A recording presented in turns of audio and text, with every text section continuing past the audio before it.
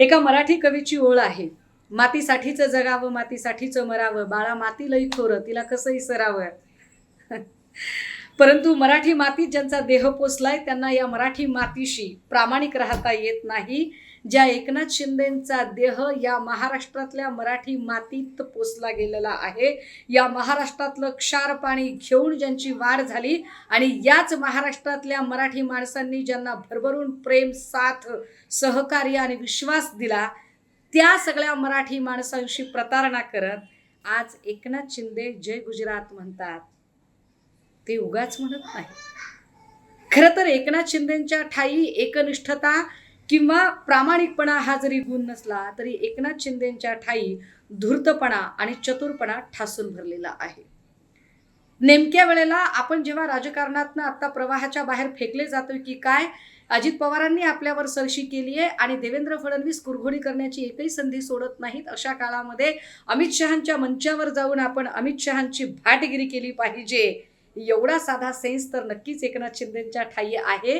कारण उद्या जेव्हा सगळा महाराष्ट्र आणि अवघा मराठी माणूस महाराष्ट्र आणि मराठीच्या अस्मितेसाठी मुंबईमध्ये एकवटत आहे, अगदी त्याच वेळेला अमराठी मतांची बेगमी करण्याचा प्रयत्न भाजपाकडून होणं फार स्वाभाविक आहे.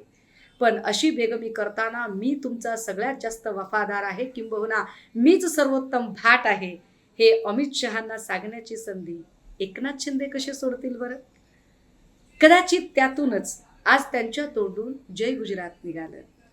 मात्र हा जय गुजरात ऐकून गुजराती किंवा अमराठी लोकांनी सुखावून जाण्याचं कारण नाही.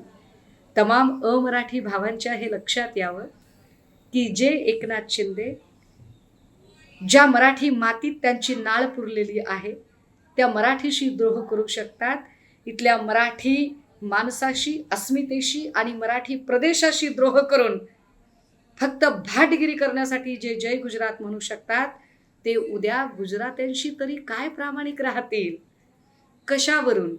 ते उद्या गुजरात्यांशीही बैमानी करणार नाहीत. एका क्षणात संधी मिळाली तर एकनाथ शिंदेंनी जसं उद्धव साहेबांना चितपट करायचा प्रयत्न केला, अगदी त्याच पद्धतीने ते देवेंद्र फडणवीसांनाही मातीत लोळवून त्यांच्या छाताडावर पुन्हा उभे राहून सत्ता मिळवण्याचा प्रयत्न केव्हाही करू शकतात. मला वाटतं याची कल्पना देवेंद्र फडणवीसांना सुद्धा फार चांगलीच असेल. घ्या परदेशात भरारी, तेही सर्वसामान्यांना परवडणारी. ₹1 भरा आणि थायलंडमध्ये फिरा. सचिन इंटरनॅशनल घेऊन आले आहेत जगातली सर्वात स्वस्त परदेश टूर. पूर्ण 5 दिवसांचं पॅकेज आता फक्त ₹32,999 पॅकेजमध्ये विमान प्रवास, हॉटेल, ब्रेकफास्ट, ट्रान्सपोर्ट आणि प्रेक्षणीय स्थळे. सचिन इंटरनॅशनल 18 वर्षांपासून पर्यटन क्षेत्रातील एक विश्वसनीय नाव. सचिन इंटरनॅशनल सोबत मनसोक्त फिरा. संपर्क 7767989898.